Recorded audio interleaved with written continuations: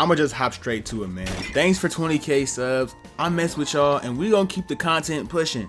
I'm happy I can give y'all something to watch while y'all eat, or sleep, or whatever freak stuff y'all be doing during my videos. But I'm glad y'all clicked. Y'all saw the title, which should be side characters that are low-key better than the main, or something like that. In most of my favorite pieces, the main character either is the best guy overall, or at least grows into being the best. But we not on that timing today. We talking about side characters who outgrew or were always better than the main face. Starting off with everyone's favorite, never mind, second favorite raccoon, that nigga Rigby. Rigby is a tough case because starting off, this dude was regular show's undisputed biggest dickhead. I promise y'all, every catastrophe at the start of this show stemmed from Rigby either being a complete idiot or him becoming desperate to prove himself after he gets his ego checked, which would always happen because this raccoon was a loser. He couldn't win in anything for nothing. The rare chances he did win, he still caused issues though. But one key moment early on I can't completely blame him for is the whole date with Margaret fiasco. Oh, sorry, I shouldn't. No, it's fine. It's just... What? Your breath is really bad. Oh my gosh. Wait, no, it's... I'm sorry. Mordecai! If you don't know nothing about the regular show, here's the rundown. Mordecai, who's the Blue Jay, was and probably still is to this day down bad for Margaret. Sing anyone right now. Guys are jerks. God, I know, right? Guys are the worst. On some downright horrific levels. So he was scared about asking her on a date. But Rigby saw this and was like, bro, it ain't that hard. And Mordecai all like, dude, yes it is. And Rigby like, nah, it ain't. You know what, man? I'll do it for you. Jay? Margaret, just wanted to ask you if you want to, I mean, obviously you don't have to, but, Margaret, want to see something cool? Bam! 2 tickets to the zombie dinner party premiere. Want to go with me tonight? You actually got tickets? Yeah, I'll totally go with you tonight. So he backs the date with Margaret to prove a point, and this makes Mordecai crash out. I do think what Rigby did definitely was some peak hoe nigga activity, but he was right. End of the day, he had a point to prove, and he proved it. Then in classic regular show fashion, they end up in this crazy time dimension or whatever, and Mordecai pushes him off a microwave, immediately sending Rigby into a vortex, which ended bro life. I'll kill you!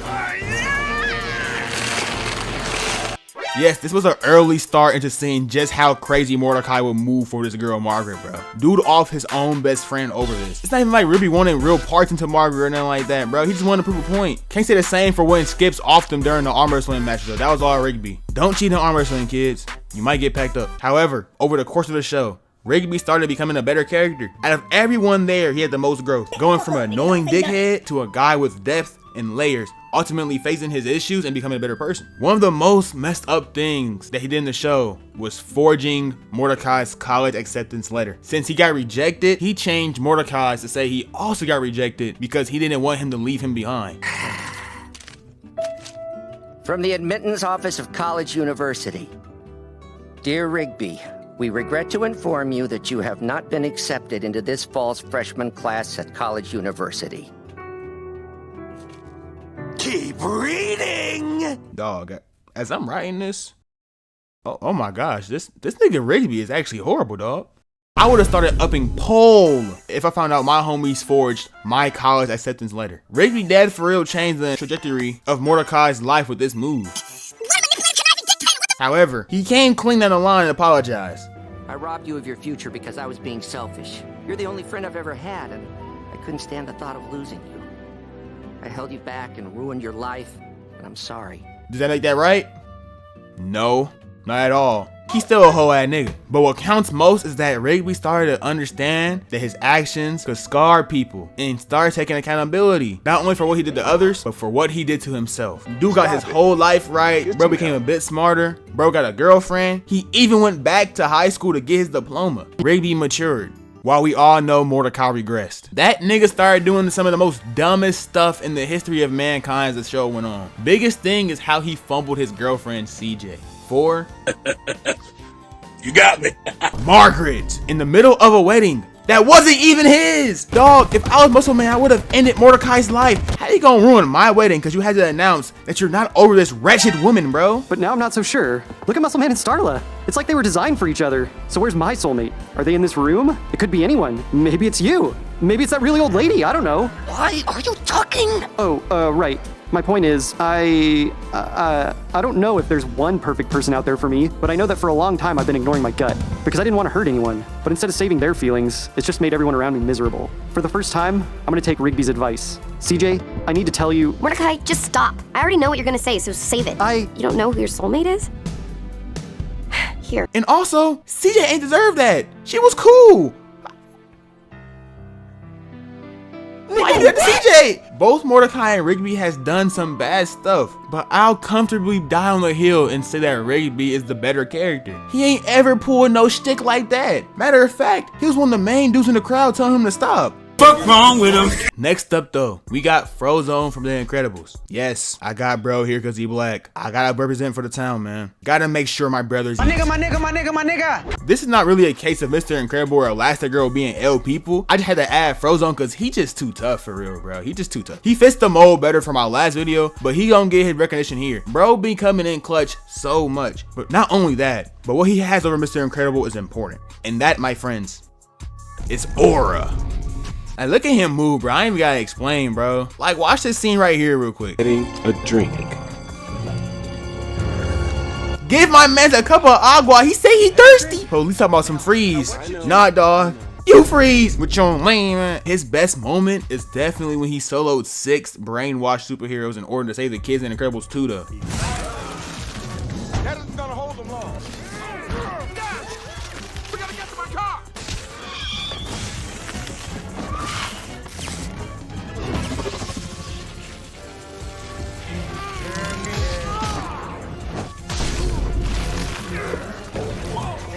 Yeah, he got beat, but to be fair, he was focused on protecting the kids. If this was a fade without any hostages at stake, he would have folded all these niggas. They not hanging with Frozone for real. Oh, and shout out Burleezy. I'm putting him on the thumbnail. Maturing is realizing that Jesse's a better man than Walter White. This debate is literally aura and hype moments versus depression and trauma, bro. Just be going through it. That dude life stinks. But yes, I do indeed think that he's a better guy than our guy Walter. Is he smarter? Nah. Can he whip it up in the kitchen better? Nah again. But what makes him better is that Jesse Pinkman actually has a soul. He has a heart. And over the course of the show, you see that heart get bigger and bigger. He might be an addict and a dealer, but the man is still a sweet person. Don't let the fit twist the narrative. In my eyes, he's a decent man, excluding the cooking and dealing. But on the other hand, that nigga Walter's the opposite. Over the course of the show, he became a complete demon, spawned from the deepest depths of hell. For starters, even after he beat cancer, he still chose to move that dope. And you might think, that's not that bad, Teef. He get into the bag. He paper chasing. Get into the moolah. And to that I say, yeah, true. You right. But why he let Jesse's first girlfriend die? And why he poisoned that little Hispanic jit, bruh? Walter White, you demon! This nigga is peak male manipulator. And I'm only calling him a male manipulator because he does this to niggas only. He will never move like this on Skylar though. And she was cracking Ted on the low. I fucked Ted.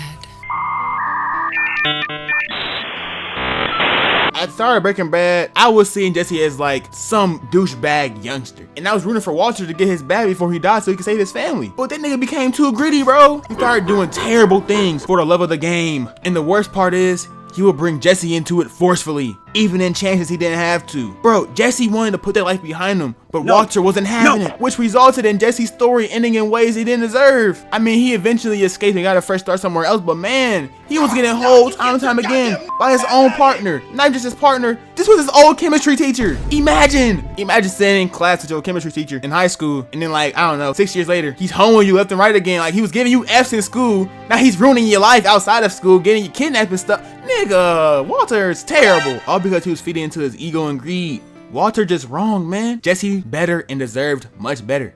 Lastly, if you ain't been thinking this since the dawn of time, I don't know what to say to you, but Luigi is better than Mario. I don't care what y'all say, Luigi definitely better. For one, bro can keep his girl locked down at the crib and safe, away from getting kidnapped. Meanwhile, Peach is getting snatched every time Nintendo drops a new video game console. 2, Luigi got a bag. Nigga got mansions, bro. Whether he's selling them on some real estate stuff or he just has multiple houses, it's very clear that Mario don't compare when it comes to the bank account. Yes, I'm fucking watching 2 fictional Italian video game characters. I don't care, buddy. Lastly, he got better hops. It don't get much better than that, bruh. And Mario stays jealous of the nigga too. L brother, you supposed to be happy when the fam is eating. Bro got money, a good wife, and can jump out the roof. This nigga might be the next coming of LeBron James. Brownie's Braun for all at 50%. Meanwhile, Luigi's been at 100. Wait, Luigi been around longer. Bro! Oh, fuck me. I just made the whole connection. Luigi might be LeBron dad. Yo, we found him. We found Daddy James.